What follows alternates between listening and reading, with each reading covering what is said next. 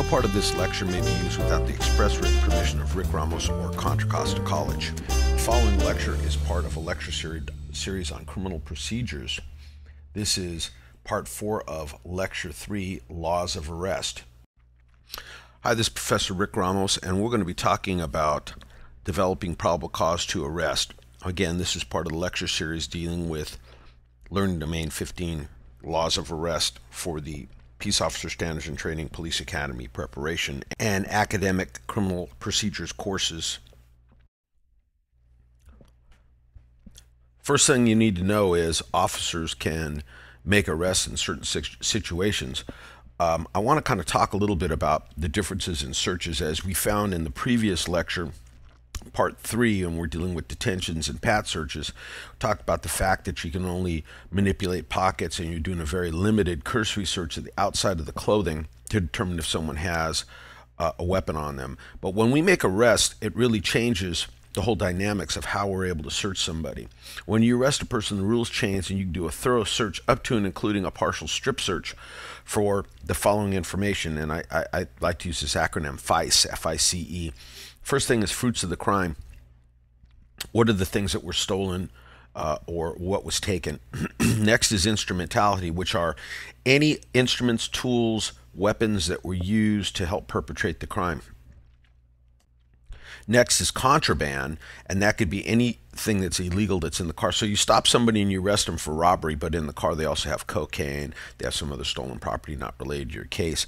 And the last thing we're able to search for is other evidence that could tie them in. Blood evidence, DNA evidence, fiber, or any hair, anything like that. Okay, so now we have to deal with recognizing probable cause. What the heck is that? Technically, it's a set of facts that would cause a person of ordinary care and prudence to entertain an honest and strong suspicion that the person that's about to be arrested is guilty of a crime. So it's got to consist of facts and trustworthy information sufficient in themselves to warrant a person of reasonable caution to believe that, number one, a crime's been committed, and number two, the person to be arrested probably committed it. In short, you have to be able to articulate the corpus delicti of crimes that are committed in your presence.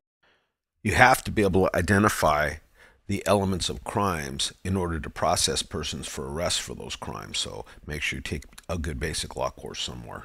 Let's talk about probable cause versus reasonable suspicion.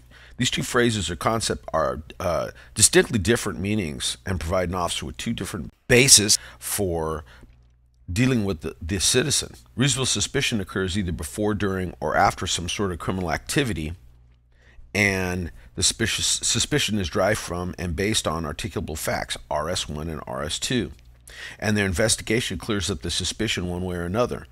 Probable cause, however, always comes into play either during or after a crime has been committed and suggests that he or she probably did it.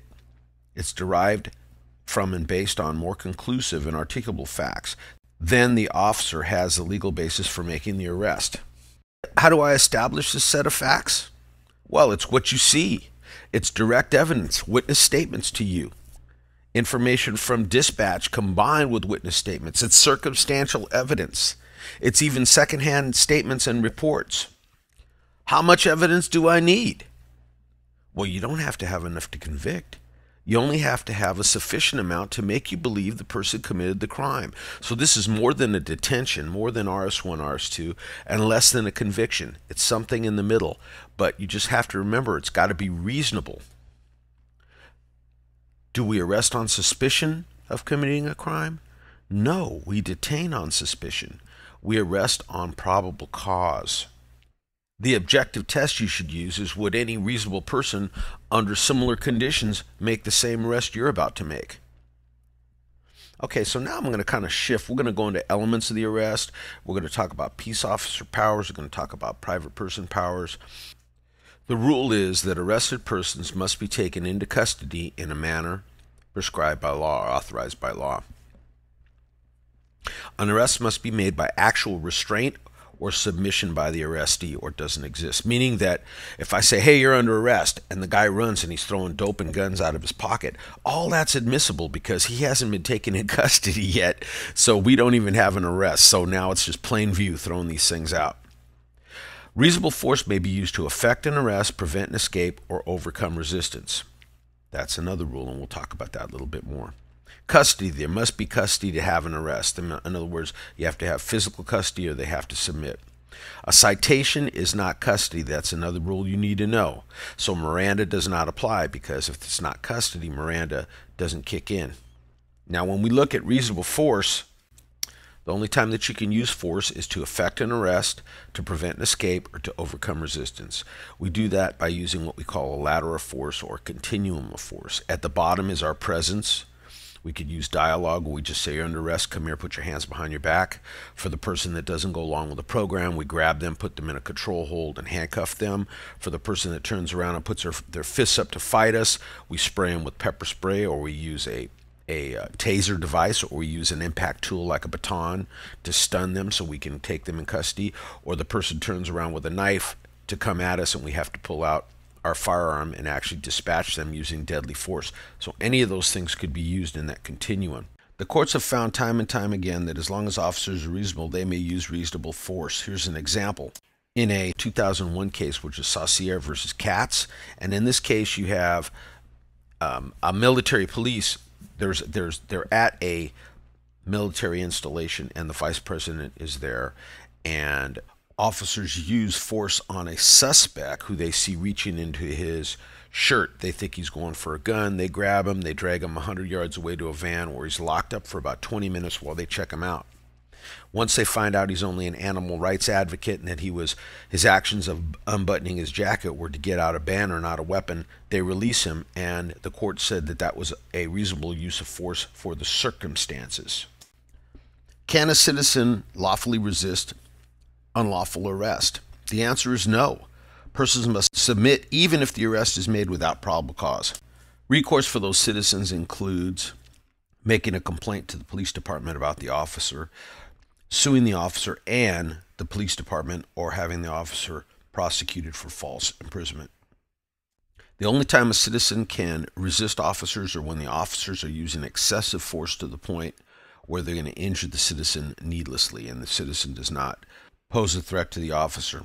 In Philadelphia in 2008, after a hot chase with some suspects, the police are captured on video, put in the boots to the suspects when the suspects don't appear to be resisting. These officers are currently under investigation, and the officers may be prosecuted for battery. In the first part of Lecture 3, we talk about what can happen to an officer if they violate your civil rights. So I'll let you refer to that. There's a lot of information there. But there's also a couple of other sections. Beating a prisoner is PC 149, and inhumanity to prisoners is PC 147, which protects the prisoners. I'm going to shift gears now. We're going to talk about peace officer authority to make arrests. Again, there are three categories that peace officers can make arrests. First is a warrantless probable cause arrest. This deals with offenses that occur in the officer's presence, both misdemeanors and felonies. Then we have warrantless arrests for felonies that occur out of the officer's presence, and this is actually whether a felony in fact occurred. The officer only has to believe that a felony occurred and that the person they're about to arrest did it. And the last is on the basis of an arrest warrant. Let's start with warrantless arrest for misdemeanors.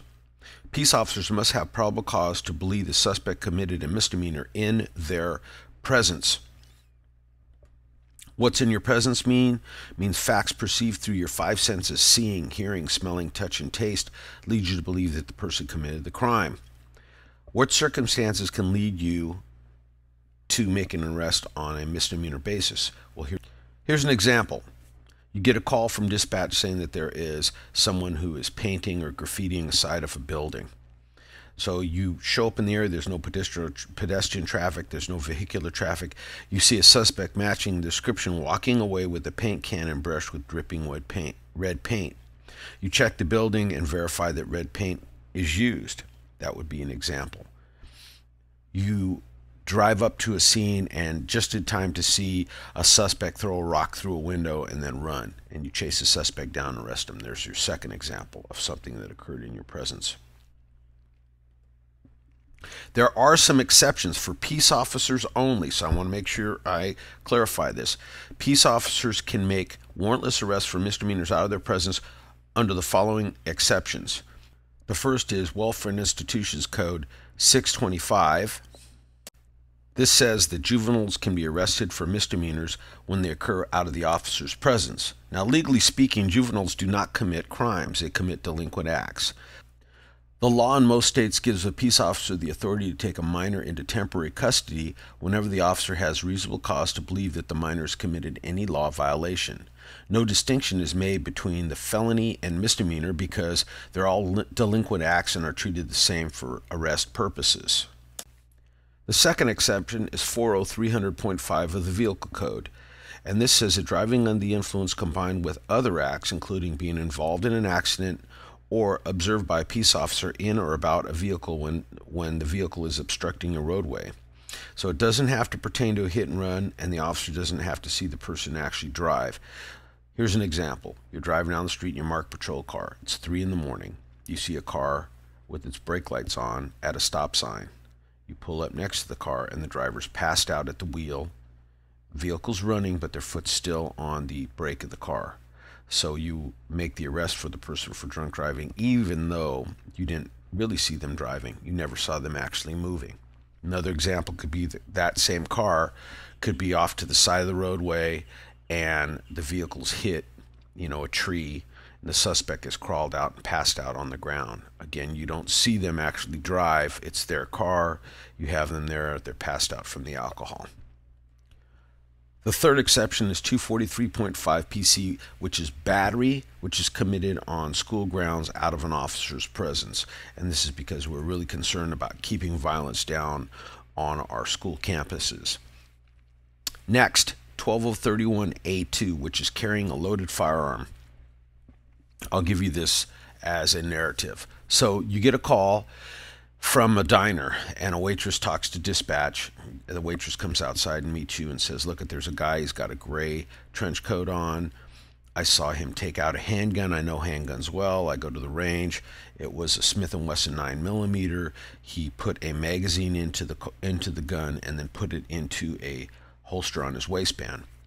So you now are going into the place. The guy runs out the back. You chase him, runs into a parking lot. You put him down on the ground. He's dumped the gun on you. You can't find the gun, but he's got a holster on him. Matches the description, so you can arrest him for that misdemeanor out of your presence for the 12031. Next is 273.6, violation of domestic protective order. When officers responding to a call alleging a violation of a domestic violence protective order or restraining order, the peace officer has reasonable cause to believe the person against whom the order is issued has notice of the order and has committed an act in violation of the order. Or we also have a domestic violence assault or battery when the battery is on their spouse or cohabitating partner or the parent of his or her child. Last, we have 836.1, battery of medical or fire personnel. And this could be a felony if there's serious injury, but if it's just a battery, it's a misdemeanor out of your presence, you can make the arrest. Most of the time when we make arrests for misdemeanors, we release a person on a citation. Under 853.5 of the Penal Code, persons who are arrested for an infraction shall be released on citations absent certain specific situations. You don't want to release somebody on a citation if they fail to sign the citation, because signing a citation is a promise to appear without admitting guilt that they'll come to court and take care of the matter. So that's the first thing. Next thing is failure to provide satisfactory identification. If you don't know the person personally, then they have to be taken before a magistrate. If you can't identify who they are, there have been a number of cases that have come up where people have provided check cashing cards and other sorts of ID to officers and complained that they should have been cited. But in a case called People versus McKay, which came out in 2002, basically said LASO does a bicycle stop. They stop somebody for a traffic violation, mandating custody for those who don't have sufficient ID. And the end result is that the court made a decision on what would be considered sufficient ID and has to meet this criteria. It's got to be government issued, it's got to have a picture, it's got to have a description, an address, and it must be serialized by the agency who offers it. Now, citations for misdemeanors under 853.6. Citations are different than arrest because no custody exists, therefore it's not an arrest.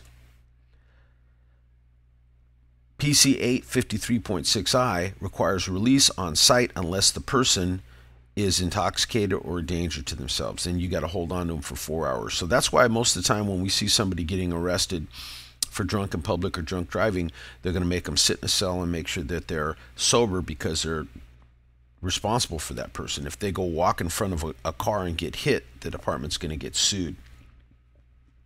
If the person requires medical treatment, you have to give them medical treatment. If you took them in custody and their attention was brought to you, then that's the case. If they're arrested for driving under the influence of drugs, it's the same thing as alcohol. If they have one or more outstanding warrants, and we'll be getting into warrants in more depth in a minute, but if they have warrants for their arrest, then we can arrest them for those warrants also and hold them until they make bail or deal with those warrants. And if they have no satisfactory evidence of identification, which I've spoken to you about already.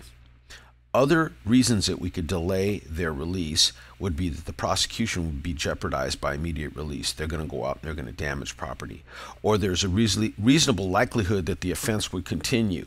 If you go to a party and two cousins are fighting and you tell them I'm citing you both and you got to stop fighting, you're a danger to everybody around you, and they say as soon as you leave we're going to finish this once and for all, well, guess what? You're going to take them both to jail, put them in separate cells, let them post bail, because there's a great likelihood that the offense is going to continue.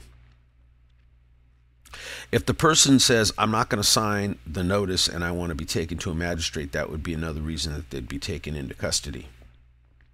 And then lastly, there's reason to believe the person would not appear as specified on the citation. You give somebody a citation, they crumple it up, throw it on the ground, chances are they're not going to show up. What's expected when they sign? Well, the first thing is they're expected to show up in court. If they fail to appear in court, there's going to be a separate misdemeanor charge that's going to go out in the form of a warrant for their arrest. And remember, if they refuse to sign or have no verifiable ID, then we have to incarcerate them so they can make bail to ensure that they're going to go through the process. Bail is just a guarantee that people will show up. Requirements to arrest. You are not required to make an arrest. Instead, you may make an arrest. The penal code says you may make an arrest. Many times when you're taking citizens' arrests from citizens, you're going to process them just like you would a misdemeanor arrest, because most of them will be misdemeanors. Okay, let's talk about felony arrest and arrest warrants. First of all, the rules change. Felony warrant arrest. Officer has probable cause to believe the suspect being arrested committed a felony, whether in or out of your presence. And you can make reasonable mistakes. As long as you have probable cause to arrest, you're protected from civil liability on arresting a wrong person or on no actual felony being committed, because the last rule is that whether or not a felony in fact was committed. Let's give you an example. You are walking down the street in uniform and a woman comes up to you and says, that's the man that robbed me the other night, I'm sure of it. So you run the guy down, you tackle him, he runs from you, you handcuff him, rolling around on the ground. The lady comes up, goes, oh my gosh, it's not him. You're covered, because the rule is probable cause to believe a felony existed. She told it to you, you believed it. And the person that you're chasing, you believe did it. Why? Because he ran. So you're covered in that instance. I'll give you an example of a case I had. I pulled a suspect over and he's really nervous. He was just speeding. And it's early in the morning, maybe 2 or 3 in the morning, and I look on the ground. I just got out of working about a 6-month stint as a replacement for a detective in auto theft, and I'd gone to some training that talked about the VIN plates that are up in the dashboard on vehicles and how they're fixed, and they have special rivets that go there, and if you see one removed, it's a felony, and if they're bent, they could be doing what we call a VIN switch, taking a stolen car and trying to put clean numbers on it. So anyhow, I see what I think is a VIN plate on the ground, and I proceed to arrest the suspect. I handcuff him, and now Shamel says I can search the inside of the car. Remember that? So I do a search the inside of the car, and I found a large quantity of cocaine under the seat. So of course I arrest the guy, and when we go to court, He tries to challenge it, saying that I didn't have probable cause for arrest, but I'd collected everything. I took pictures of where it was, showed it to the judge, and he agreed with me that he believed that I thought I had a felony at the time based upon my training and experience. I'll give you another example. I had a case where I was with a partner. I was the cover officer, had a brand new Streamlight, really strong flashlight. I was able to look in from standing outside the car, not going in and doing a dirty search, but standing outside, and I could see a credit card, which was in a case on the passenger side, kind of poking out, but I could see the name on it. And I remember the name was Linda Love. And I went to the suspect and I said, you got some property in there. Do you know whose it is? And he goes, I'm not sure. Well, we basically got him for possession of a stolen credit card. And later on in court, I had to show that I had probable cause to believe that I had a felony, possession of stolen property, because this guy's name was not Linda Love, nor did he know whose property it was. Turned out the car was stolen, and on and on and on. But in that case, we made the initial arrest for what I believe was stolen property in the front seat of the car. I'm going to move on now to warrant arrests. Arrest by warrant. An arrest warrant is a legal order signed and issued by a magistrate, a judge basically, directed to any peace officer and commanding that the person named in the warrant be arrested and brought before the court, usually to answer to some charge. The warrant is issued at the request of a peace officer or deputy district attorney who completes a sworn statement known as an affidavit, in which the officer or deputy explains the probable cause in support of the warrant. The magistrate is convinced the probable cause exists, he or she will sign the warrant. As soon as the warrant is issued, the clock stops running on what is called the statute of limitations, which is the legal time with which a person may be charged with a crime. For a misdemeanor, the time in most states is 1 year, and for most felonies it varies from 3 to 5 years. In some states, there is no time limit on prosecuting a person for embezzlement of public funds for any crime punishable by execution or life in prison. To be valid, a warrant has to have some basic information on it, has to have the name of the person to be arrested, has to have a legal description of the charges, has to have the amount of bail or state no bail, has to have the date issued and the judge's signature, and lastly, the court issuing the warrant. If you look in the back of the notebook that you can get in the bookstore, I've included some copies of some warrants with the names of the suspects scratched out so we don't involve them. Do you have to have the warrant in hand? Well, no, you don't. But you have to make sure it exists. In California, let me try to describe how this happens. We have the California law enforcement teletype system, which holds digital copies of warrants. Now, it's pretty foolproof. Once they put the warrant in, you cannot get it to print out a copy for verification unless you state that you have the suspect in custody and whether they've made bail or they're up in your jail or they're being transported to the court or what have you. Once you request that copy, then it gives it to you and makes you responsible for that person. Typically, when you have warrants that are from outside agencies, they're all in this database, and you call that agency and you ask the warrant clerk to physically tell you that they have it in their hand, and you note the date, the time, who it was that said that, because that's what's going to take care of you. Now, they send you a facsimile, which is acceptable. The court has said that that's acceptable, and when they do that, you try to show it to the person, as quickly as you can. When I would get the person to the jail, I'd make sure they had a copy of it so they know what was going on. Now, warrants, there's daytime and nighttime warrants. Obviously, felonies can be served any time of the day or night, so you don't have any limitations there. But the court has said on misdemeanors that they don't believe misdemeanors are minor crimes and infractions, and they don't want people to be disturbed. So you can't make or serve misdemeanor warrants between 10 p.m. and 6 a.m. Now, there's some exceptions, and make sure you pay attention here because a lot of people fail these in exams. The first is you can make an arrest without a warrant as a peace officer or under a private person arrest. When you make that arrest and then you find out the person has a misdemeanor warrant and it's after 10 p.m. at night and before 6 a.m., you could still serve that warrant on them.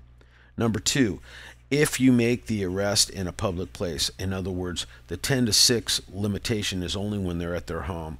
So if you're at a bar and you're investigating something and the guy's causing some problems and you run him, he's got a misdemeanor warrant, you can take him. And next would be endorsed for night service. If the judge has said there's an exception to the 10 to 6 rule, then you can make the arrest. The last exception to this rule is an arrestee who's already in custody for another charge. In other words, they are in custody at the jail and the warrant officer runs their name and finds additional warrants, and it's a misdemeanor, and it's after 10 and it's before 6. The jail, by the way, is a public place, so it qualifies us also under 2. Here's an example when you can't serve it. You get a call, it's 11 o'clock, somebody's having a little bit of a loud party. You go to the residence, you make contact with the person, and they say they'll turn it down. They give you their name, you run them for a warrant, and it comes back that they have a warrant for $350 for some minor traffic violation. In that case, you cannot make the arrest. You're at their house, it's after 10 p.m. I would just tell them, hey, you know what, you have a warrant for your arrest, you need to go get that cleared up. When you're going to serve a warrant, you do have to knock and announce for the purposes of allowing somebody to peacefully submit and therefore avoid violent confrontations. You can also break a door down if a person refuses to let you in. So who can enter a house when a crime occurs? Well, private persons can make a forced entry to arrest for a felony only, and peace officers can arrest for misdemeanors or felonies. Knock and announce requirements are that you knock and announce your presence, that you identify yourself as a police officer, that you state your purpose, that you have an arrest warrant or search warrant, that you demand entry, and that you wait for a reasonable time before entry. Now, there are some exceptions to knock and announce. One could be officer safety. If I'm walking up to a doorway and I can look through a window and I see a suspect is cleaning his handgun and he's got it apart, or he's cleaning a shotgun, he's got it apart, I'm not going to knock, tell him I'm a cop and give him a chance to put that thing together. I'm going to step in, gun out, and advise him I have an arrest warrant for him. So that would be one example. Second would be destruction of evidence.